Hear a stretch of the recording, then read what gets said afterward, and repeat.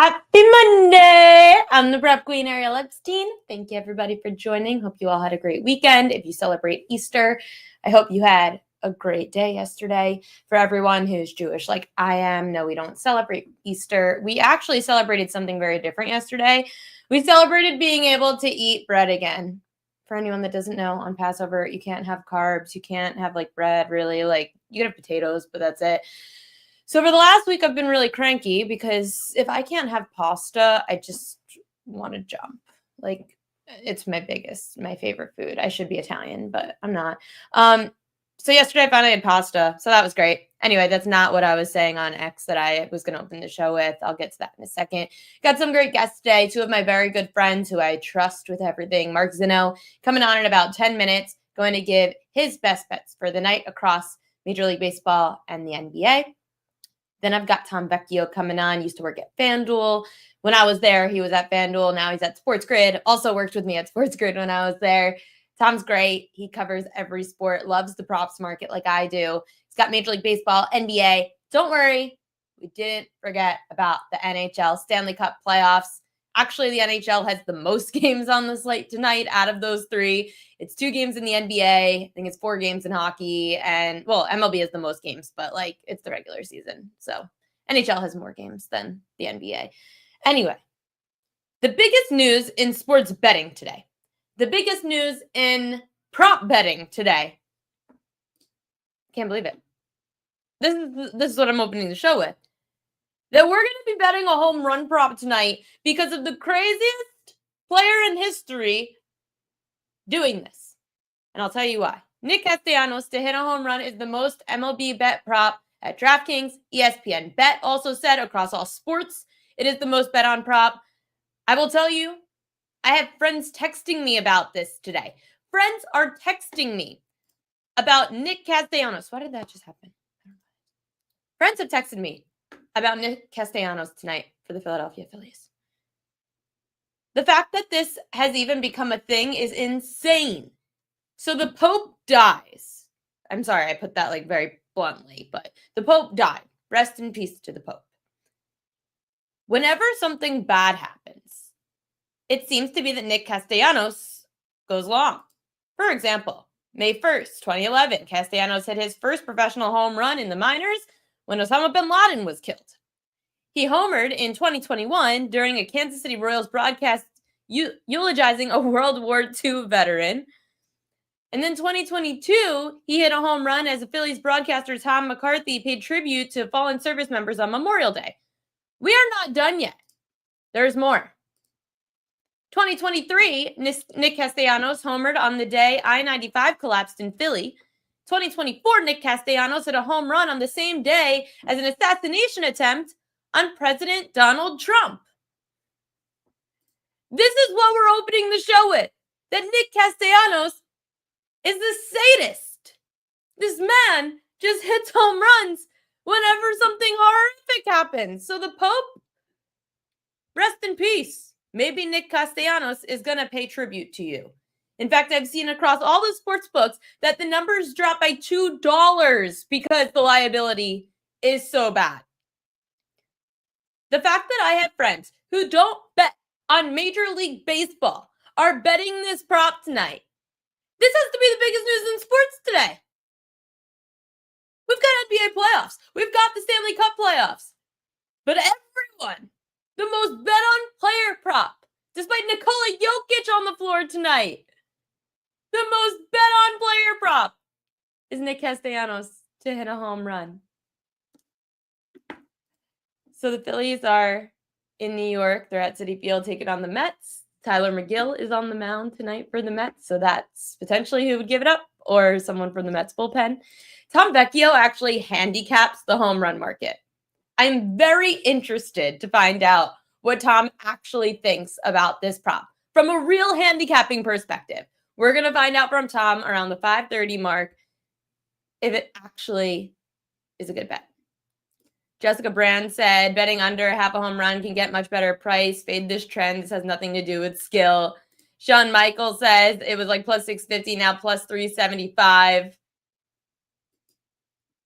Castellanos has to know that we're all talking about this today. I mean, I logged on to X this morning. This is what I saw. At first, I was confused. I said, what connection does Nick Castellanos have to the Pope? It was literally the first headline I saw today was, Pope dies. Bet Nick Castellanos. Like, what? What are we talking about? Does, like, Nick Castellanos, like, have a friendship with the Pope? Like, I was confused. Shawn Michaels said he did hit a home run yesterday, Castellanos. Joe says he got it at 5-1 earlier on BetMGM, doubled down at plus 550 a few minutes ago. I can't. It's hilarious. We'll have to figure out all the weather and such, but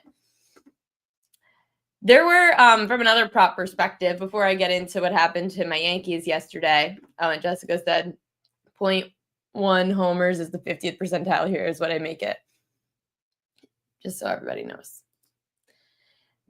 For things that were a close call, this was yesterday. You know when you're just so bothered by the hook? You lose by a hook. Like, and obviously it's like by one. I'm glad yesterday I didn't bet strikeout props. This is what happened yesterday. 4 pitchers went over by the hook yesterday in Major League Baseball. 4.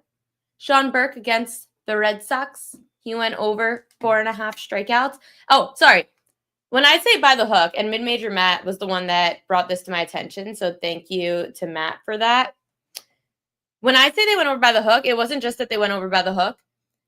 These 4 pitchers on Sunday went over their strikeout prop on the last batter they faced.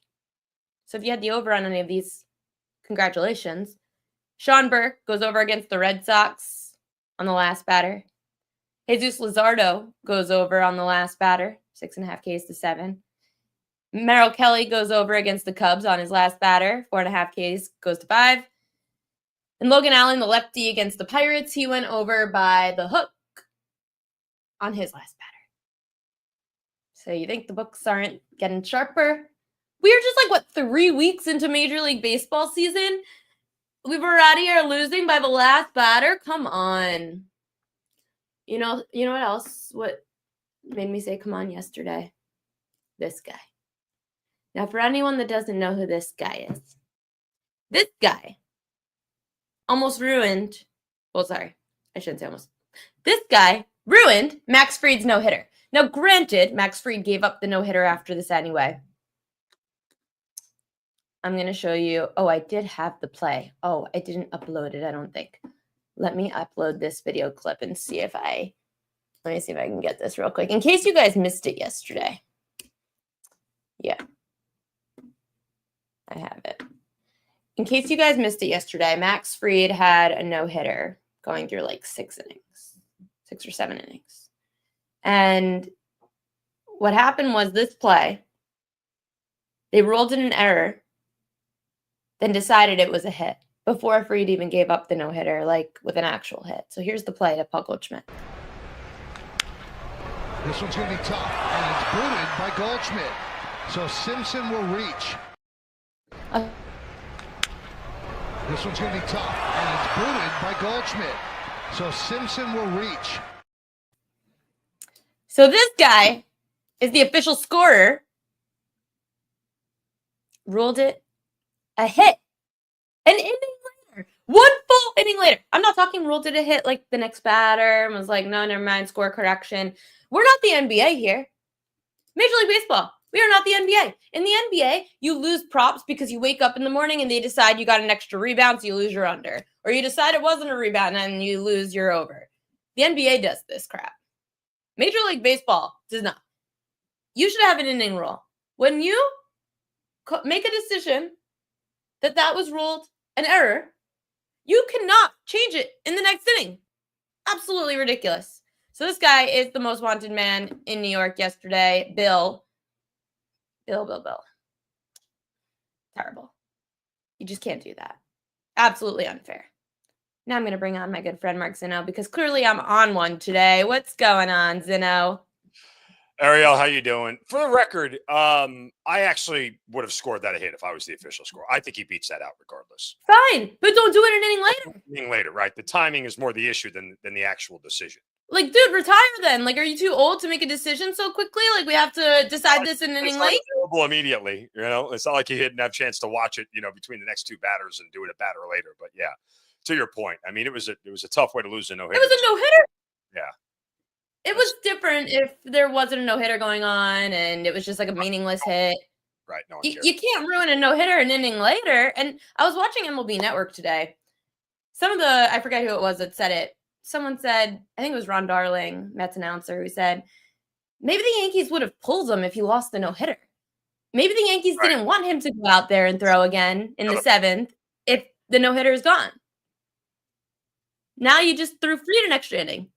Imagine a batter later, he takes a screaming line drive off his leg, and he's still in there when, a no-hitter would have yanked him. The loss of no-hitter in that spot would have yanked him. Like, crazy. That's giving me Phil Hughes. Like Phil Hughes that happened to.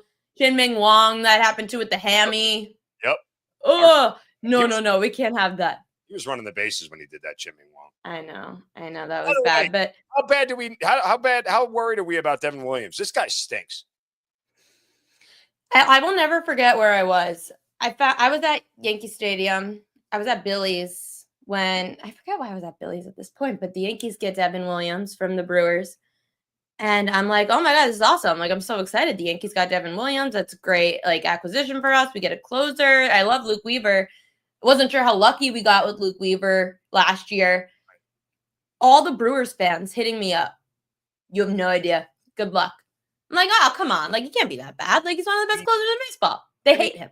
Here's the thing. Like, as Yankee fans, you have to understand, like, we will always have a distorted view of closers because of Mariano. Yeah. Right? And we all can openly say privileged. I'm Mariano privileged. Right. We all openly say, look, no one's going to be Mariano. All Yankee fans know that.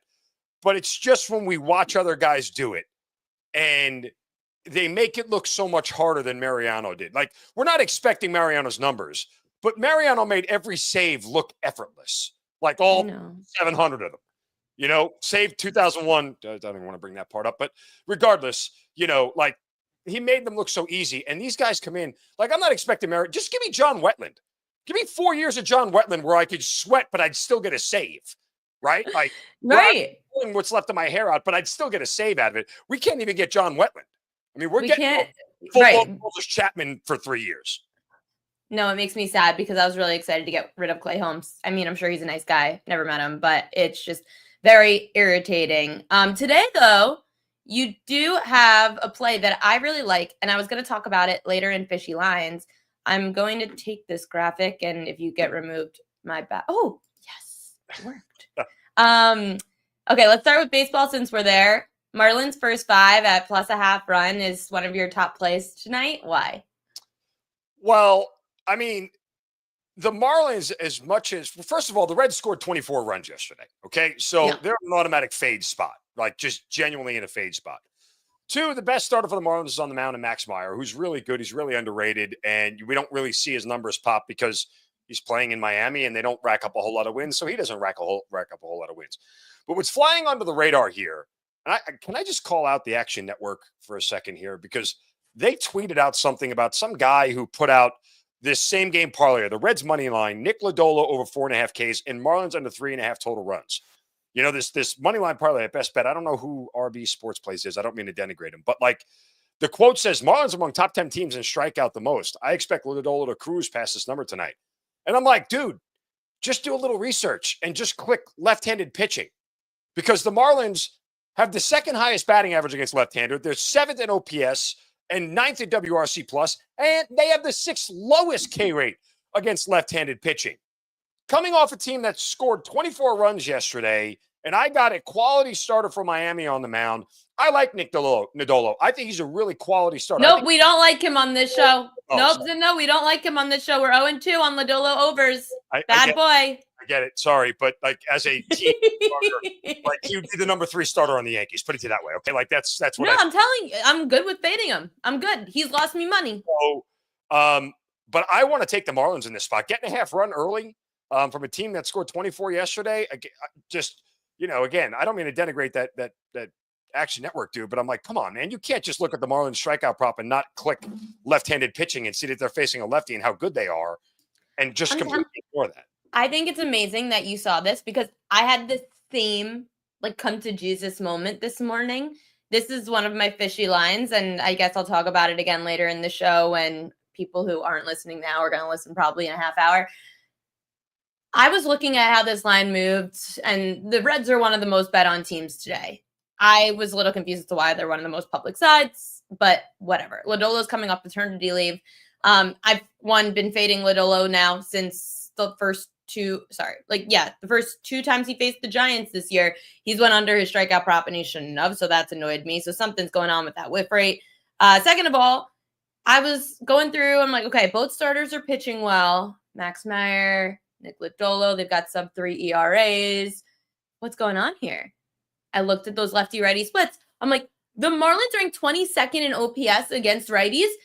Not only are they 7th in OPS against lefties, they have the second best batting average in baseball against southpaws. Yeah, I mean, they can hit lefties. They've been doing it all year long, which, again, bothers me when I see, like, large-scale national betting networks putting stuff out there that skips over something so obvious, right? Like, clearly there are splits there that you can't ignore, the way they bat versus righties, the way they bat versus lefties. And, again, you give me a half run early with Max Meyer on the round with the Marlins. I mean, even if we're 1-1, 2-2, obviously we're still cashing the ticket here. But if the Marlins score 2 runs, I feel like that should be enough to get them through the first 5, especially with Meyer on the mound. I like it. Braves cards, first 5 under, 4.5 runs. Schwallen back on the mound tonight for the Braves. I assume that's part of the cap. Absolutely. Look, I mean, the Braves bats finally broke out in their weekend series sweep over the Twins. They scored 16 runs in 3 games. However, 7 of the 16 runs were scored in the 6th inning or later.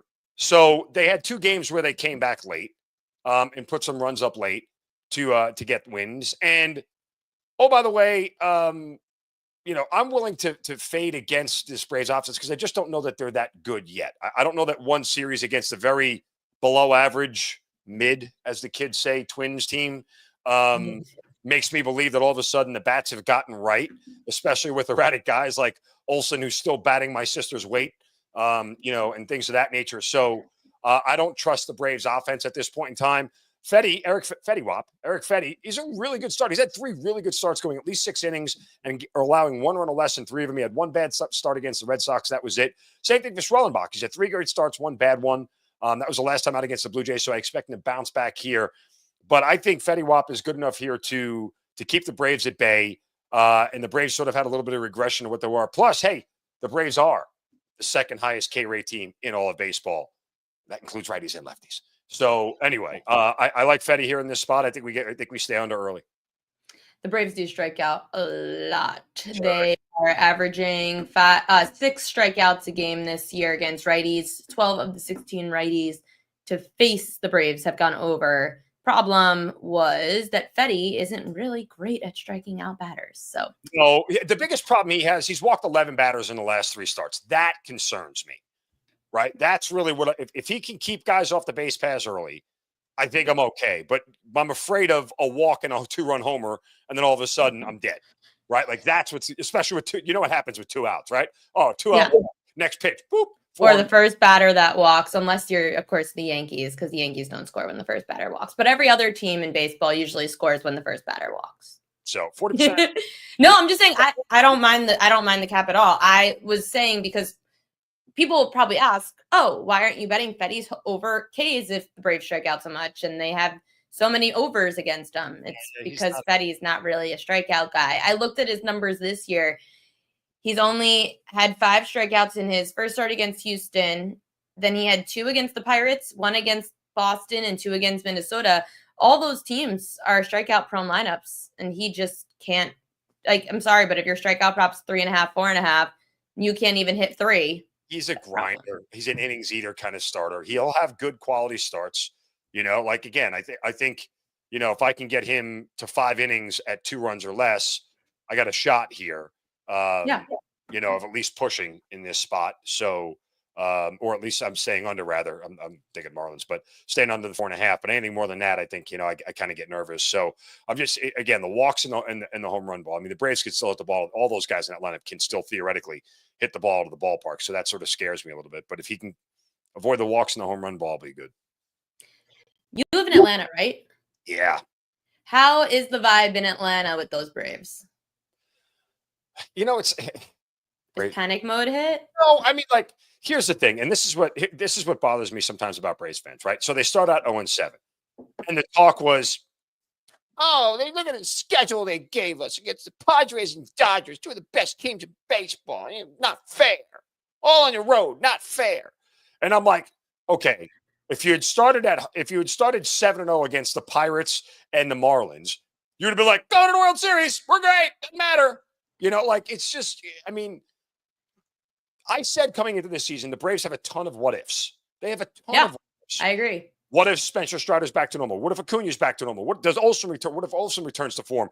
What if Ozzie Albies goes back to being a 30-30 guy? Like, what if the back end of the rotation can hold up? What if Schwellenbach and Smith-Shawver end up, building on their sophomore campaigns? When you have that many what ifs, more often than not, they don't end up being yes. They end up being no. And that's not a favorable spot to be in. What if the Braves aren't as good as we expect them to be? I think that's probably more of the reality. And the sad part is that, like, I say it all the time. You can't win the pennant in April, but you certainly can lose it, because no team that has started 0-7 has ever made the postseason, and only 2 of them finished above 500. If there is a team that I have faith in, it's the Braves. I am a little concerned with what did happen this weekend with Snedeker, the manager, and Ronald Acuna Jr., the whole tweeting. That's the buzz thing that's going on, man. Like, I think people are, look, objectively, people are going to default to race here. He did it to Acuna, did it to Ozuna, did it to Albies, I think. I forget who it was. They were all Latin players. And of course, Kelenic, is the guy, the white dude who doesn't get anything said to him. I genuinely think Snitker missed it. But he does step in it here. Like, objectively, it's one of those things where you've held the line the whole time about this being an issue for your players, and the optics of it don't look good. That said, the biggest thing is that you got to have the veteran guys in the locker room to get through this. Freddie Freeman's not there anymore. Dansby Swanson's not there anymore. So I don't know, even Charlie Morton, to a certain extent, who's been around for a while, not there anymore. Like, the veteran leadership is kind of gone right now. And the only leftovers you have Albies and, obviously Riley and Acuna from the World Series team that are the big names that are there. But it's like, okay, who's the voice that kind of calms this whole thing in the clubhouse and makes everybody just fall back in line? I don't know what that is. I still have a lot of questions about this Braves team. We'll see. Like, Acuna could end up stepping in it if he doesn't come back and go 30-30. Like, he should still hit 30 bombs even missing a month of the season. In theory, he should still hit 27 to 30 home runs. If he doesn't... Yeah, but he can't be as active on the base pads after the injuries that he's had to his career. I mean, I was waiting and looking for his understolen base prop on the season. Of course, the book's never going to drop it because we didn't know how often or when Acuna would be playing. But he quoted something along the lines of, I don't care about stealing bases. I just want to stay on the field. Yeah, and that's it. And that's a problem. And now you're going to have a guy with 2 knee surgeries who doesn't really bust it out of the box to begin with. He ain't never busting out of the box this year. It doesn't matter. Ground ball is short in the hole. He's just jogging. I'm telling you, this is why I was concerned about the Phillies being plus 190 preseason to win the division. I just thought it was very bizarre that the Braves were favored to win this division. I saw a lot of question marks. I don't believe in the Mets. The Phillies on paper are the best team unless the books are predicting that the Phillies are going to implode with like a bajillion injuries. It just makes no sense. Well, the Phillies are going to implode because maybe Aaron Nola is not that good. He's not having a good year.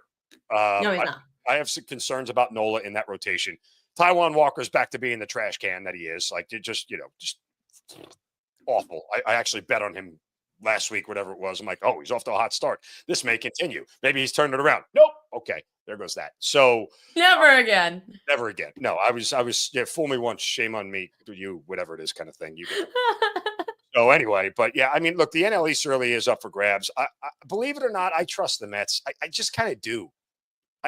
I think that, again, with that lineup and this, when Soto turns it around, and he will turn it around, I don't think he's going to have a horrible year. He's just getting off to a rough start. There's no doubt about it. But, when he starts tearing the cover off the ball, and I think he will, this is a team that when you're facing 3rd, 4th, and 5th starters on most nights, it's going to mash the hell out of the baseball. They're going to score a ton of runs. And I just think that's enough to carry them into October, in winning a division. That's about where it'll end, though. You may be right. But as far as winning the division is concerned, I took a flyer on the Mets because why not? I'm pissed enough at the Yankees and what they do. So we'll stay with New York because in New York at the Garden, well, in New York is also the Mets tonight, but also in New York, where we don't have to postpone playoff games like Minnesota does because our teams are in town. We're all spread out here. The New York Knicks are hosting the Detroit Pistons for Game 2. You like the Pistons team total over 106.5. Why? Can I just have a second here to hit the rewind button? We're friends. We've known each other for a hot minute now, and what I went through on Saturday night was enough to make me want to quit gambling altogether. Oh no, what'd you do? I had the Pistons +7 because I thought that there was no way the Knicks should be laying that kind of number to a team that they lost 3 out of 4 of that doesn't even resemble anything that looked like the playoff team from last year that limped into the postseason. And I said to myself, this is a young Pistons team, and it's game one. If any game that they have a shot to steal, it's game one because they just don't know the rigors of the NBA postseason yet. And I was right for 3.5 quarters. I mean, Ariel, if there's a way to go down in flames in sports betting, I often do it more often than not. Like, I would have loved for the Knicks to just kick their ass and won 140 to 90. Didn't have to go through the meltdown that you went through. Like a 21 zip run over 4.5 minutes in the fourth quarter. They're up by 8, and I'm catching 7.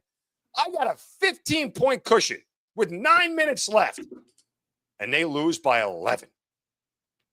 Oh, like, that's brutal. And I'm a Knicks fan, so part of me was like rooting for the Knicks to get back in it. I'm like, this is great. I might bet this live and try to middle this thing and take the Knicks on the money line. But I was just like, you know what? Let me just be a fan for a minute and take the Knicks win and the cover. I mean, I couldn't be pissed because the Knicks won, but I was infuriated that I lost a +7 bet. That was a 5% max play for me, by the way. And it was awful. Like, that's how I felt last week when I had the Royals to avoid the sweep against the Yankees, and Cody Bellinger made that amazing play in right field when the Royals should have gone ahead on that hit. I said, okay, I should be happy because I'm a Yankees fan. I'm pissed. I was pissed, yeah. And so odds makers come back and they install this line at 6.5, which, again, leads you. So are you buying? So now tonight, you refuse to go back to taking the points because we're pretty much exactly where we're at again from Saturday.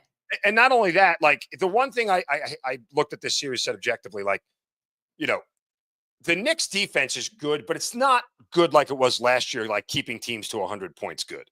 Like, it's just not locked down and hasn't been all year long. They can score on this team. The Knicks give up 110 or 111 per game at home. The Pistons score 115 points per game. They score 116 on the road. They're a top 7 pace team in the league. Like, the way that the Pistons, I figured the way I went this way because I figured there was more outs for me, right? As far as like the game script, I'm a big game script handicapper. The way I lose this is if the Pistons shoot 40% from the field and 35% from 3, and they only score 90. Like, if they don't get to 110, they're probably not getting to 100. That's how bad they're playing in this game, right? And because the Knicks have such a big lead, they'll just dribble the pace down and kill it. And like I said, I'll know by halftime I'm dead in the water because they scored 44 at half, right? Like, that's kind of where it is for me from a game. Like, there's a small window where the Knicks could win, 107, 101, 108, 101. But to thread that needle, I think, is really, really tight. That means the Knicks are in danger of not covering, for a better part of this game. So I just kind of looked at it and said, I think there's a world where the Pistons can win outright and they have to get over. I think there's a world where they're in the lead early again, pushing the Knicks to keep scoring to get back in the game, which would get me over. And I also think there's a world where the Knicks win 120 to 110 and we get over, right? So I just figured there was more outs here to go back to this game and take the Pistons at a team total over. And again, with depressed totals in the playoffs, I think you're getting a more favorable number here. I made this number around 109. I got it at 106.5 this morning. It shot up. I think, let me just check where, I think it might be closer to 108 right now. And what I'm seeing, we're at 107. It came back. It was at 107.5 earlier. It came back down a little bit. But again, I think there's the least likely game script for me is where, Detroit just flat out misses. This is the Knicks team that can't guard the perimeter. They give up a ton of threes. So that's at least going to help a good 3-point shooting team in Detroit to be able to score. And that should be able to get me over 106.5 here. So Zinno's plays tonight. The Pistons team total over 106.5. Braves Cards first 5 under 4.5. And the Marlins first 5 at +0.5 a run. Mark Zinno, thank you as always for joining the show. Best of luck tonight. Thank you. Okay.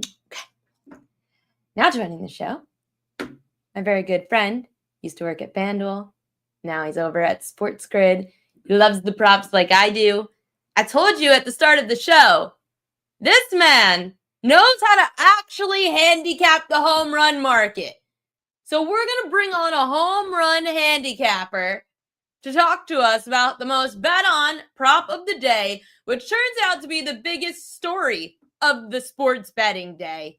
Give it up for Tom Vecchio. Oh no, it worked earlier. What's going on, Tom? I'm doing good. Thanks for having me. Yeah, home runs are always fun. Today, particularly a little bit more fun. Just to give a quick background to people out there, how I generally look at home runs is I always look for the path of least resistance, and it comes down to a few key factors. We always have to factor in the weather, the wind, whatever might be in the park factor. But outside of those, I look at the batted ball data, and I like to see hitters that generate a 40% hard contact rate and a 40% fly ball rate, along with a pitcher that allows a 40% hard contact rate and 40% fly ball rate.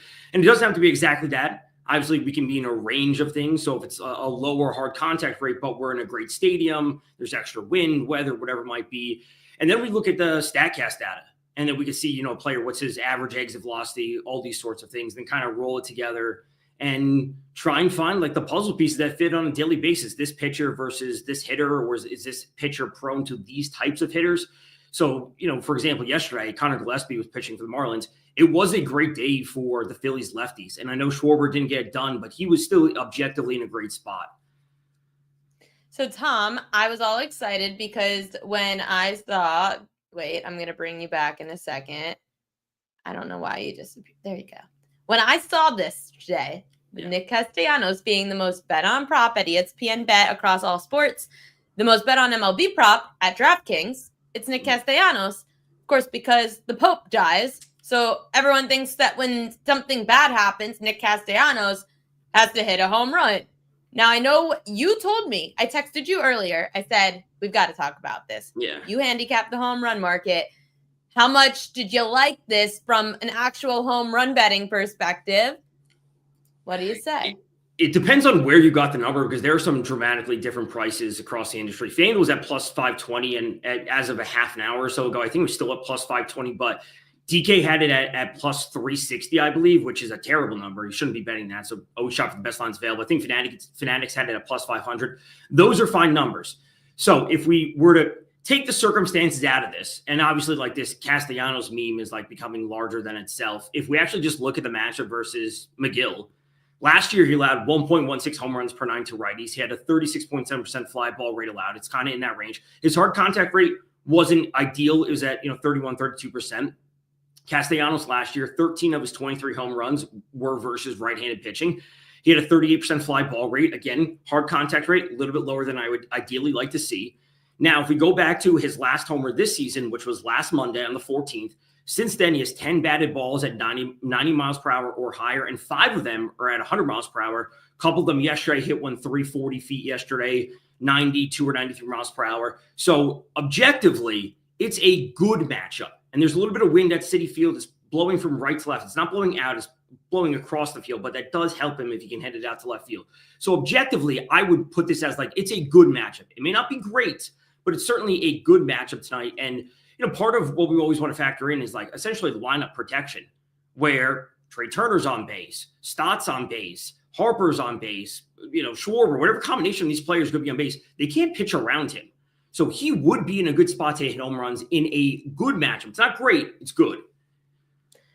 Love that. And Jessica said the best number is 575 at circa. It's a great number. 365. Yeah. I saw that across the industry, like if you're getting 360 somewhere in 575. I saw it drop by $2. That's insane. Yeah. I mean, always shop for the best lines. And, did I bet on this as soon as like I was able, heard the news and got ready to bet on it? Yes. As much as I'd like to do things like in a rather strict manner, specifically when it comes to home runs just because they are so variable. Like great home run hitters, even when Judge, hit the 62 home runs, whatever it was, however many it was a couple of years ago. That's at 162 games. He doesn't play every game. And then some of those games are multi-home run games. So he's failing essentially 2/3 of the time if we do a little bit of math, just roughly speaking. But these are variable. Like Castellanos hasn't hit a home run in a week. So even though he's crushing the ball, literally multiple balls over 100 miles per hour exit velocity, he's still not hitting home runs. So they're highly variable. I can buy into the fun narratives at times. When it's a player's bobblehead day, I'm always on board with that. A time this year, like 2 weeks ago, I think, where a player always hits a home run on that day, and he did again. I forget who it was. Cody Bellinger hit one yesterday. He always hits one on 420 because Cody Bellinger has some memes. But players tend to do these things, whether it's a birthday, whether it's a bobblehead day. We can do things strictly, but we also can have a little bit of fun. So I'm always on board for stuff like this. I would rather bet this and lose than not bet it and miss out on the chance to be join in on the action and join in on the fun. Right. I have friends who are just throwing $50 on it for a good time. All the power to you. Yeah. I don't like betting home run props, but it is a lot of fun. Okay, your serious stuff. Yeah. Now your real bets. Yeah. We'll stay with baseball first. You like the Yankees starter Clark Schmidt under 4.5 Ks against the Guardians. Why? Yeah. So is it sitting at -125? It's on -130. He made his first start of the season last week. It was only at 73 pitches. Generally, pitchers start to start, especially coming off of injury, they're only going to increase 10 to 15 pitches. So he was at 73, let's call it 85-ish, going up against the Guardians. They're top 10 in the league for the lowest strikeout rate versus righties. Last season, his strikeout rate, Schmidt, was up at 26%, obviously in the first start, down at 8.7%. It's irrelevant in 5.2 innings, but they are graded, plate discipline. They take walks. They don't strike out. They put the ball in play. They have over 100 WRC plus versus right-handed pitching. They're a disciplined team. They've never been that power team, but what's been the story with the Guardians? They single, double, a bloop, an error by the opposing team. And that puts Schmidt in a tough spot. So I think he's a good pitcher. If he was going 100 pitches, it might be a different story, but we may also be getting a 4.5 line. The Guardians strike out much less against righties than lefties. The righties averaging just over 4 strikeouts a game, and the lefties are averaging just over 5. So righties, 10 of the 16 have gone under. Lefties, 3 of the 4 have gone over against the Guardians. So pretty drastic lefty-righty splits there. But since last year, Tom, you're right. They are a team that makes more contact than strikes out. Yeah, I think they're a great team. I think, especially at the top of the lineup. I think Manzardo's pretty solid overall. He's going to be one of their key players this year. I like it. Clark Schmidt under 4.5 Ks. I hit it his last start. I bet that and faded him. Basketball. Pistons Knicks under 220.5. So you and Zinno, kind of a little different. Zinno liked the team total over for the Pistons. You're taking the under. Knicks on, I guess you could say, short rest because they played on Saturday. My grandma gets mad because I say not because. Sorry. Grammar. Pistons Knicks under 220.5. Why are you thinking this is defensively focused? Well, something that was backing the Pistons at +7 in game 1, that collapsed at the fourth quarter. So you wanted to jump off a bridge as badly as Zinno? I mean, it was terrible. They played pretty well for 80-90% of that game. And then a 21-0 run has the Knicks, shoot from behind, drop 40 points in the fourth quarter, and not only win, but then they cover. And, so, when I'm looking at this game, it's okay, we're essentially getting the same line with 6.5, 7, whatever it might be.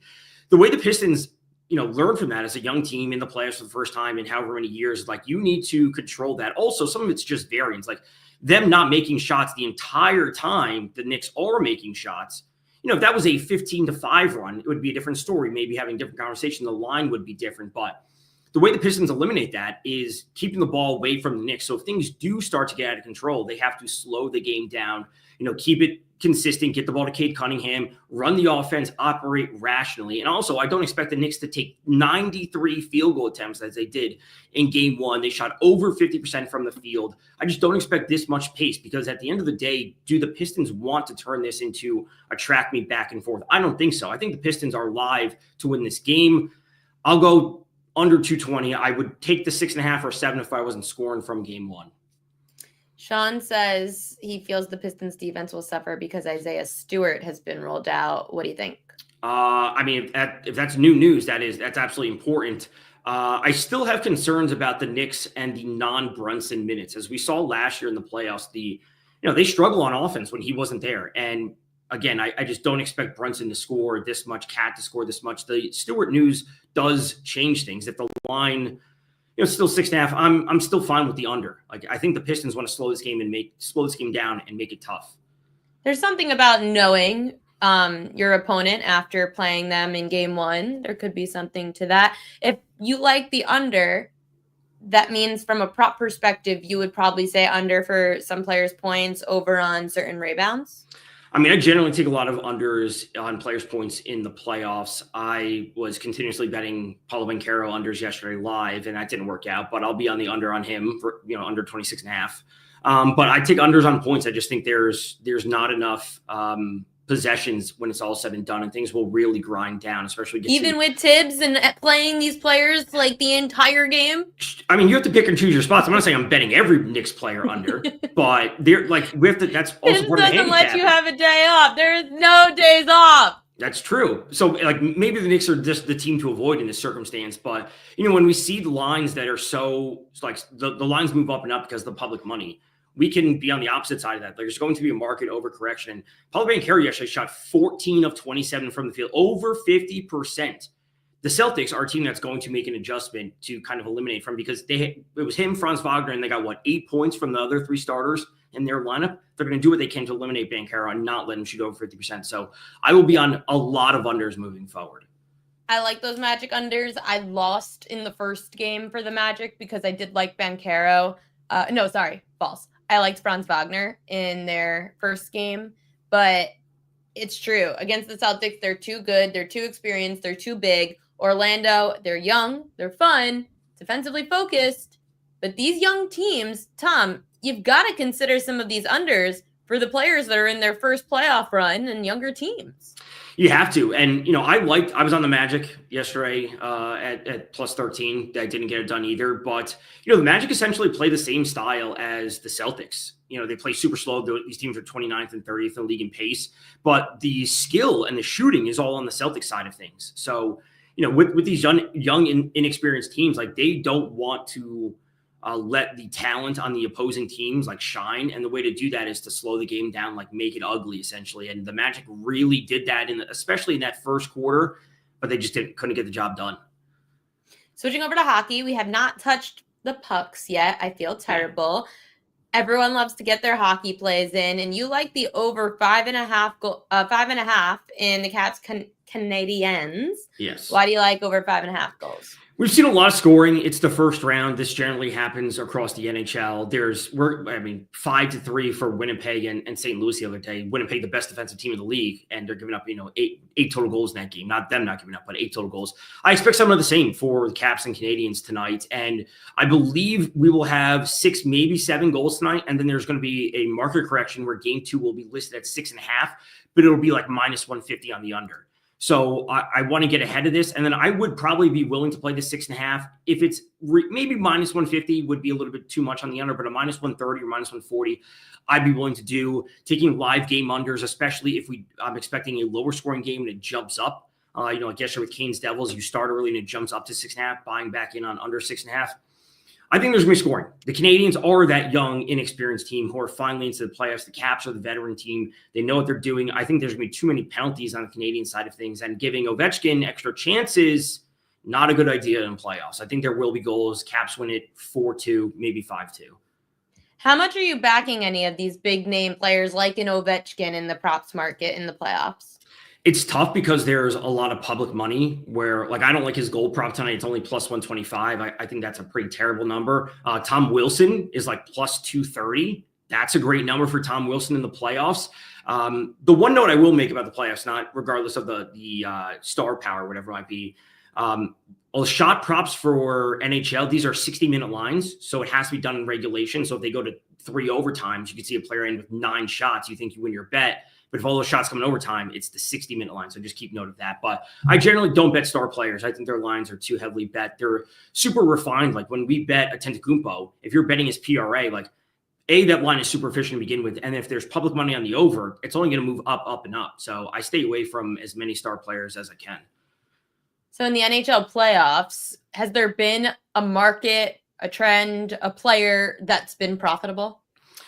Through the first couple days, no, not so far. I want to see where series go overall. I mean, I have players that I generally like to trust. It is tough because we generally don't get 3.5 is normally like a high line for like a Jack Eichel. Austin Matthews would be at 4.5 shots. We'll probably be getting 3.5 on an Austin Matthews, but it's heavily juiced to the over. Or a player that would be at 3.5 is now normally at 2.5, but again, it's heavily juiced to the over. So it's a tough spot because if you want to roll with overs, you have to get it done in 60 minutes and be laying juice, which is a little bit tough. Hockey. I wish I was better at betting the Stanley Cup playoffs, but it is so unpredictable, Tom. And it's the one sport, right? In the NBA, obviously there's maybe an upset, but for the most part, your top guns make it through the NBA playoffs. Hockey's not like that. There are teams that you could find value on. And I know that people say too, don't bet props on like the front line, like make sure to get like the second line or the third line. So who's a player that you're going to keep your eye on in the NHL playoffs that you feel maybe could have some good value? So he's not a household name, but he scored last night. We don't like those. And he led the Vegas Golden Knights in goals this year. That is Pavel Dorofeev. Had more goals than Jack Eichel. He scored last night. He's going to average, I would say like 2.7 shots per game is really where he should be. 30-plus goal scorer this year. I like him. I think he's a rising star that could be scoring 30-plus goals every year. So between him and, Adrian Kempe for the Kings is a decent goal scorer that's pretty well known. But Quinton Byfield, one of their young players, should be in a good spot, especially when they're at home. Okay, I have one more question for you before I go, and it's from Sean Michael. He said, Tatis is facing Montero today. This will be a second start. He gave up 5 home runs in his first start. Tatis has hit all 7 home runs off right-handed pitchers. What do you think? Tatis did have one last night. I have to check his odds. So the one thing I'll say is I like that this question, I thought it was going to be BVP, which is batter versus pitcher, Tatis has hit X amount of home runs. So Tatis is plus 300. That's an okay line. That's an okay line for Tatis. Personally, if I don't love the prop on the home run, there's different ways to go about it. You can bet on an RBI. You can bet on the 2+ total bases. Obviously, you're not getting the same odds. An RBI for Tatis, at least on FanDuel, is we're looking at plus 140. It's plus 140, but there's multiple paths to it. Like Tatis can literally go hitless and still cash the RBI. He can literally walk in a runner, hit a sac fly, and cash that prop. So I like the matchup. I just don't like the odds at plus 300. I would say shop around. If you get a plus 350, use some type of promo or boost, get them up closer to 400. That would be better.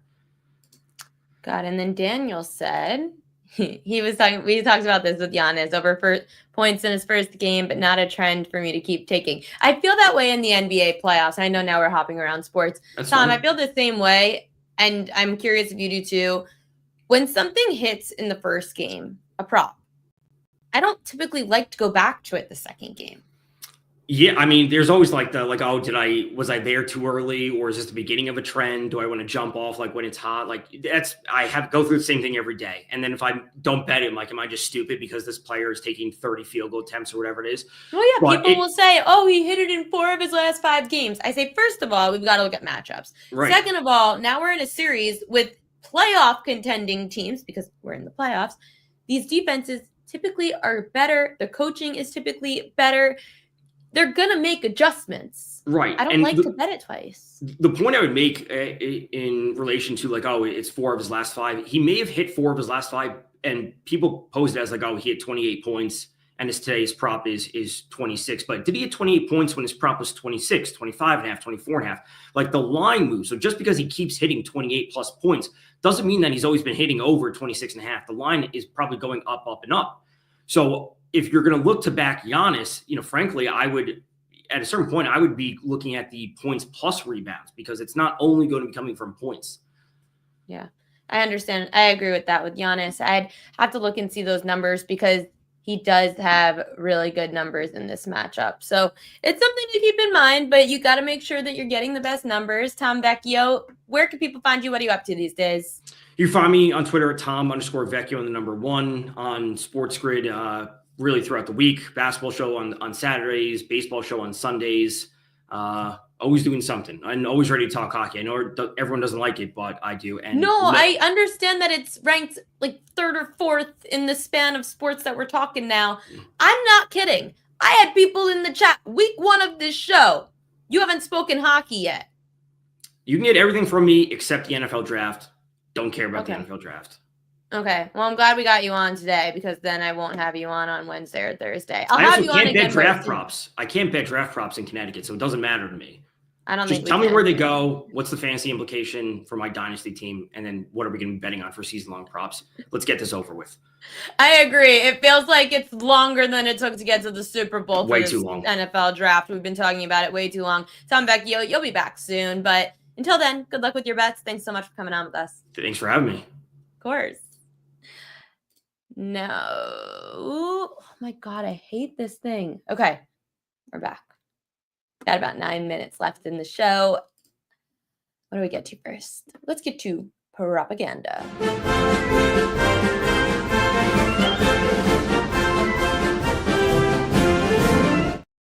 I just like it because it puts me in a good mood. Propaganda. We'll do NBA today. NBA playoffs. The Denver Nuggets game 2 against the Los Angeles Clippers. Nikola Jokic over 3s. Nikola Jokic over a block. Those are 2 of the 3 most bet on props tonight. Ivica Zubac's over 11.5 rebounds. I'll tell you why for that. I'll tell you why I didn't bet it. I didn't bet it because it hit in game 1.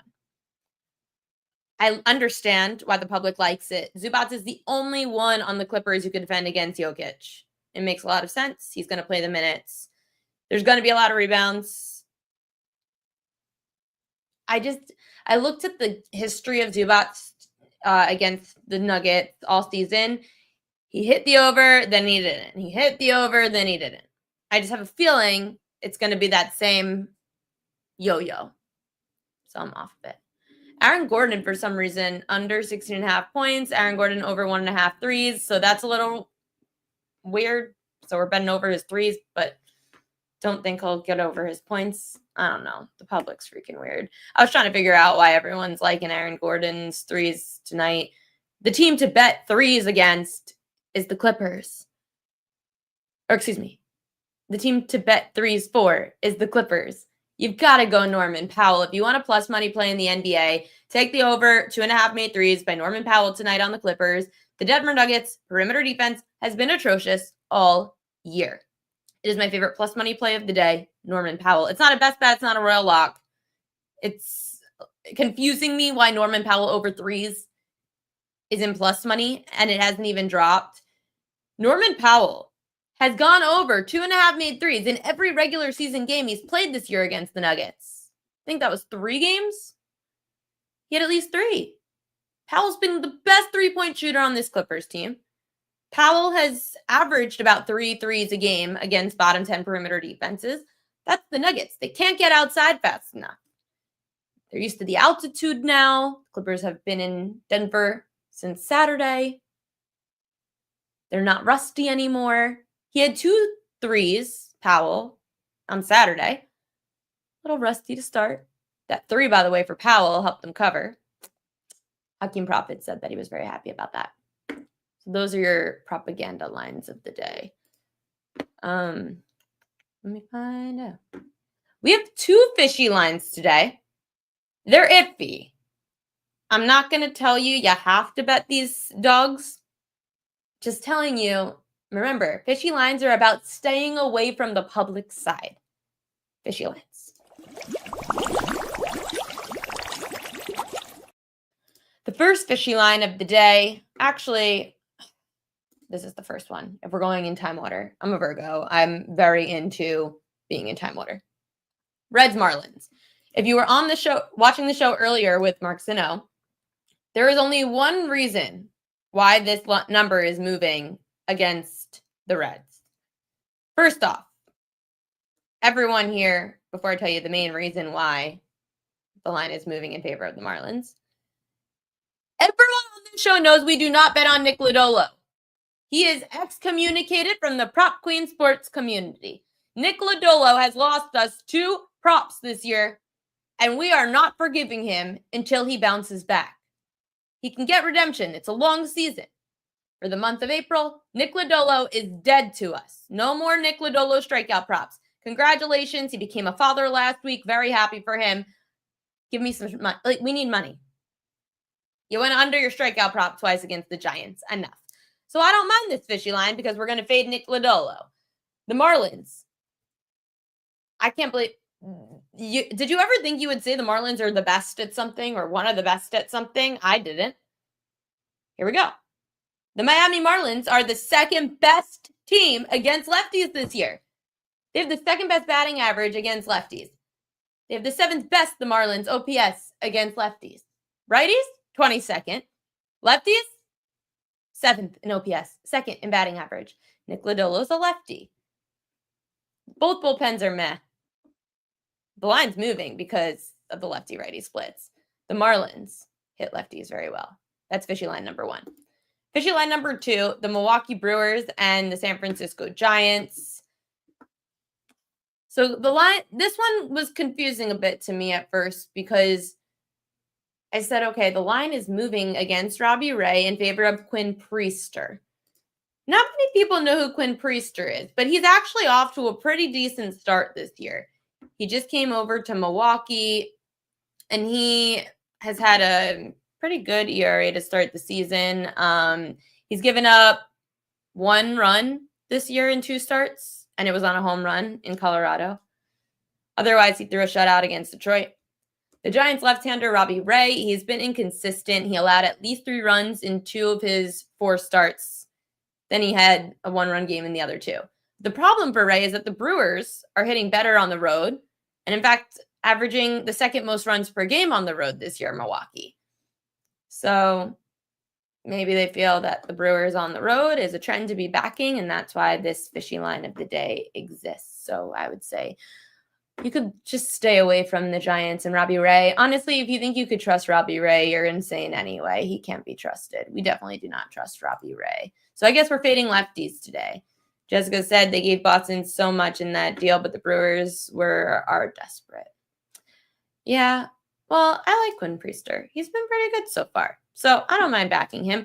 That line, again, it moved like 8 cents. I normally, in a fishy line, like when a line moves 10 cents or more overnight or in favor of a team throughout the day, when the public's like 8. I like usually a 70% public action or more. Then the line moves 10 cents or more. That's when I really consider it a fishy line. But I wouldn't be surprised if one of those two end up winning the game, whether it's Milwaukee or Miami. Wouldn't be surprised. Again, Max Meyer's been pitching well for Miami too. So I liked what Zinno was saying about that first 5, taking the half a run on the first 5. Best bets today. What do I have? Oh, I remember. There is a prop in the NBA I did not mention. I'm going to mention it. These are my best bets of the day. Royal Lux.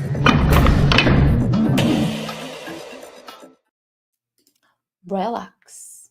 I guess we're going to New York. Oh, I didn't even realize that. New York, New York. Oh boy, this is going to end badly. First, we're going with the under on Tyler McGill, the Mets starter, under 5.5 Ks. He's up against the Phillies, who just are not striking out this year. The Phillies are averaging just under 4 strikeouts a game against righty starters. 11 of the 16 righty starters to face the Phillies have gone under their strikeout prop. McGill faced one other low K rate team this year. That was Toronto. He had 4 strikeouts in 5 1/3. Last year at home, averaged about 5 strikeouts a game when facing these low K rate teams in a division rivalry game with the Phillies. I'll take a shot at the under. It was the only strikeout prop today that made any sense. Nothing else really looked that great. For the Knicks, Mikal Bridges over 14.5 points. I saw this go to 15.5 already in most spots. I liked it this morning at 14.5. It's a number that Bridges has literally gone over in every game he's faced the Pistons. I think it was 3 or 4 games. When something doesn't happen in game 1 that should have or has happened in like all the other games, I tend to look for something different from game 1. You've got to throw off your opponent. Mikal Bridges to not go over his points prop of 14.5 when he had at least 17 points in all his games against the Pistons. Just saying, it's a trend. I was looking for something.